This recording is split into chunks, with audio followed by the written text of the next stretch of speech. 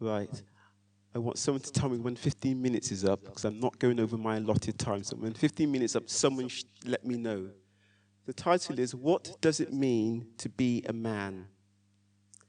Before I go into it, I want to look at a couple of themes that I really want to share with you first. The first word is passivity. Passivity.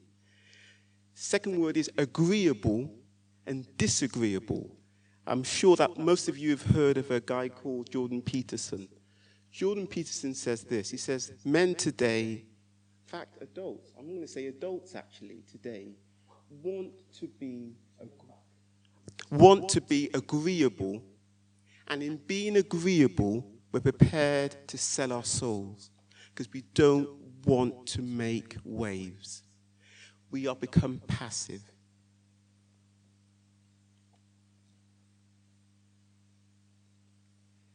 Can you be bought? Can you? Have you got a price? Can you be bought?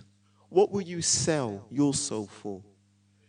I'm going to say this, and I hope I don't embarrass him, but there's a young man out there called Ken, and a few weeks ago I wrote a piece in the paper, and I didn't know it was him, because he believed in traditional Christianity and felt that the Church of England no longer represented that.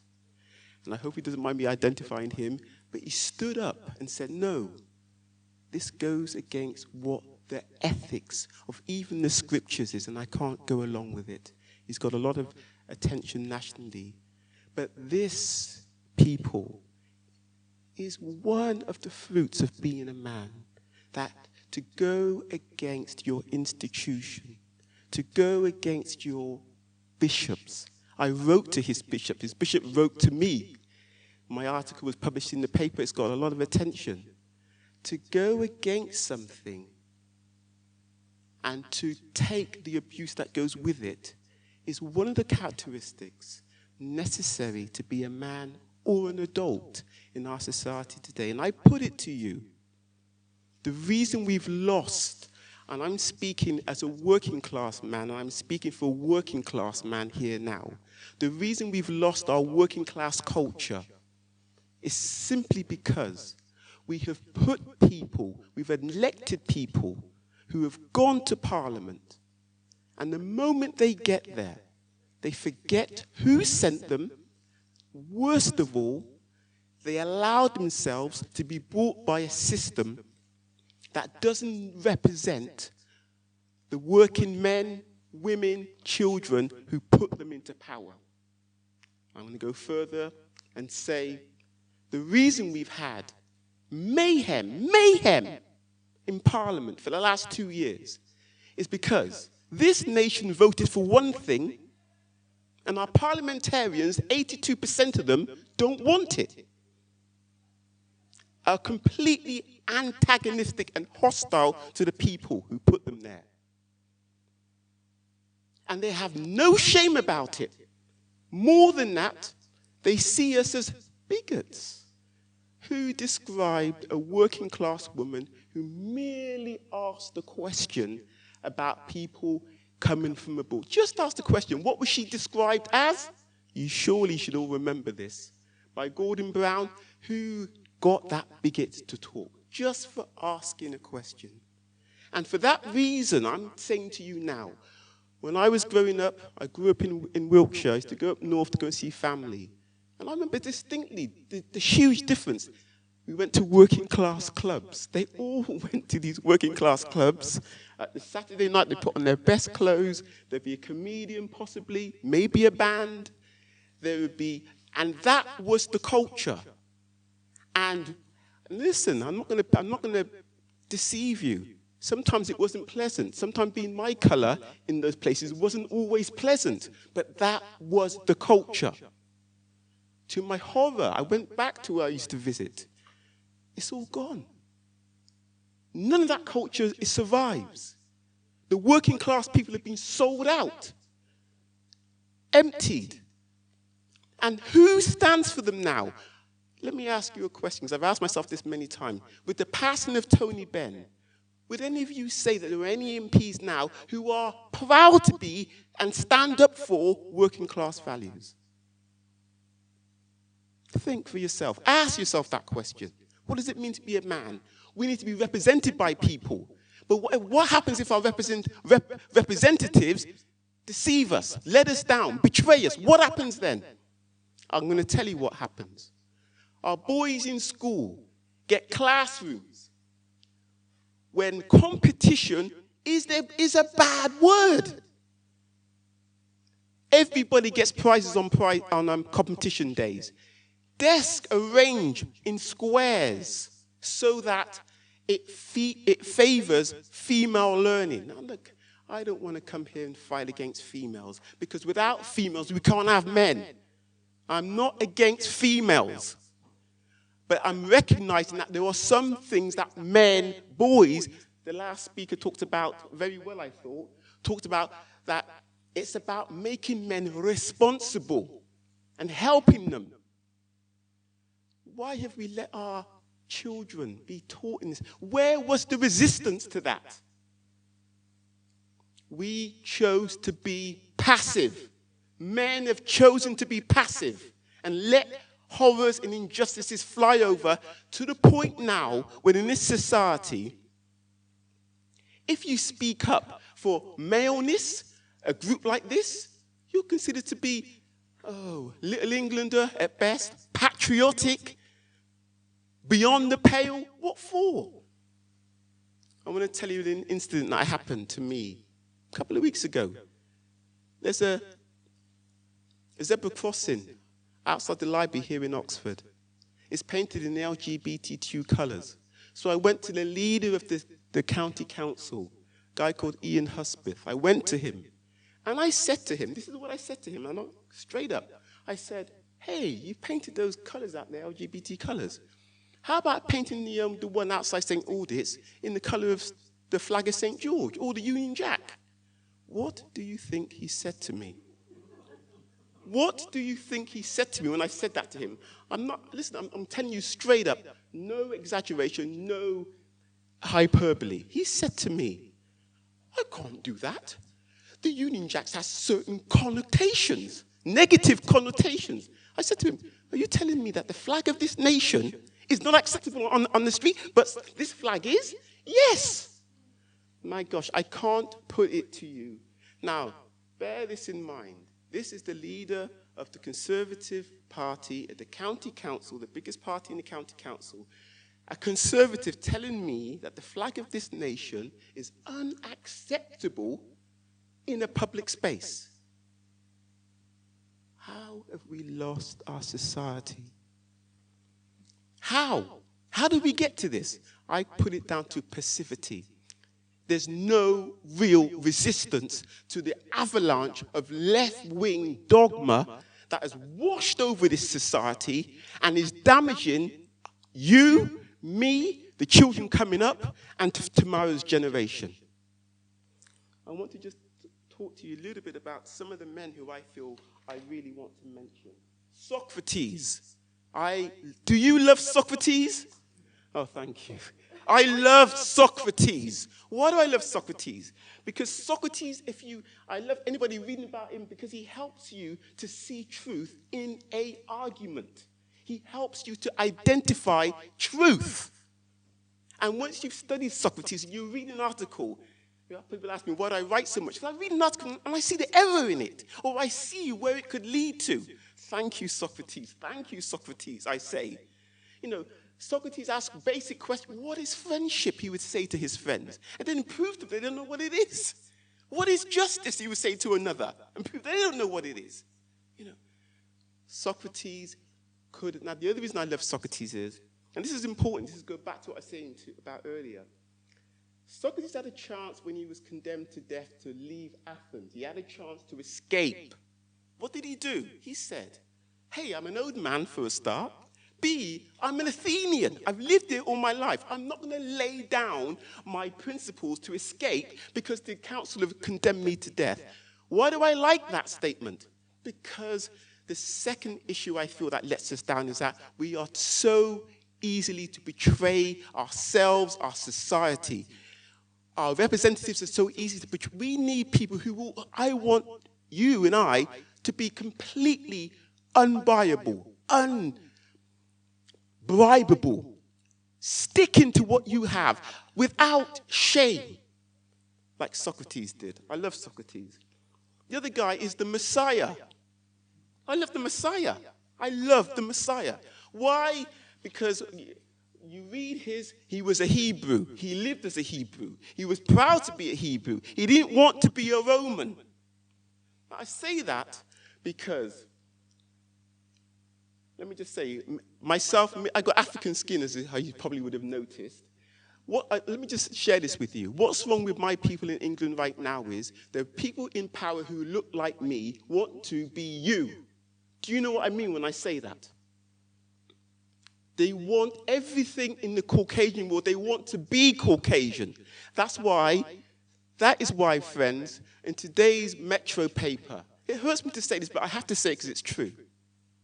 A young man killed a girl with a dreadful knife. It's on the front page of today's paper for no reason that anyone can discern. And no one in my community is doing anything about it. We've lost 100 young men of my color killed by their fellow peers, and it's not even an issue. Why? Because people in office who look like me, there's one called Dawn Butler. She's a Labour Party. She's the Equalities Minister, not doing anything. Why? Because they know they're going to get more baubles, more attention, more praise if they go along with the left-wing agenda rather than actually standing up and saying what needs to be said, especially to England's African-skinned people. They've sold out. And let me tell you why they've sold out. A few of you older ones might remember Darcus Howe. That name might ring a bell. Or a few of you might remember Bernie Grant. Let me tell you the truth. If Bernie Grant got hell in the press because he stood up, if you think that standing up and being honest is going to be a bed of roses, you're wrong. You're wrong. The press will jump onto you. Look at what they've done to Jordan Peterson, just for saying, I believe in free speech. I can't meet anybody under 25 at Oxford University who doesn't hate him. And when I ask him, no, I've asked them, I say to them, why do you hate him? Have you read it? No, I haven't read him. Well, why do you hate him? Because someone told me he was bad. I've had that conversation. You hate a man who you haven't read. I asked the lady who organized the Steve Bannon protest just last year. It was 1,000 people outside Oxford here to protest against Steve Bannon. And I said to the organizer, have you heard him speak? She also said no. So I said to her, well, how do you know he's a fascist? Because he is. So then I said to her, what does that make you then? To which she got furious with me. She organized a man to ban a man who she hadn't even heard speak. Is that sensible? Okay. The other one, who else do I love? George Orwell. Oh my gosh. I was reading Homage to Catalonia just last week, and I couldn't believe it. You know what George Orwell said in the 1930s? He said this. He said, I can't tell the difference between a Conservative and a Labour. That was in 1930. You read it for yourself, the first few pages of Homage to Catalonia, George Orwell's complaining that the two parties are virtually identical. What would he say about them today? Oh, listen, I think from my mind, George Orwell is the nearest thing we have produced in England to a prophet. Seriously. Everything that's going on here now is almost reflected in either Animal Farm or 1984. Malcolm X. I love Malcolm X. I love Malcolm X because the truth was Caucasian society in America used to say, 2, 4, 6, 8, we don't want to integrate. So he would say to Dr. Martin Luther King, who I also like, but for different reasons, why do you want to integrate with people who don't want to integrate with you? Would you go to a party if you weren't invited? I would say, I wouldn't. If I know I'm not wanted at a party, I'm not going. So what did Malcolm say? Hey, they don't want us. Cool, that's fine. We can be a man, we can look after our businesses, our women, our families, without having to become Caucasian or seeking their approval. To me, that sounds cool. And that's probably why he gets much more, less attention and rough attention. But Malcolm, similar going back to what you were saying, it's about being African American, being a man, and not wanting the baubles of English or Caucasian society.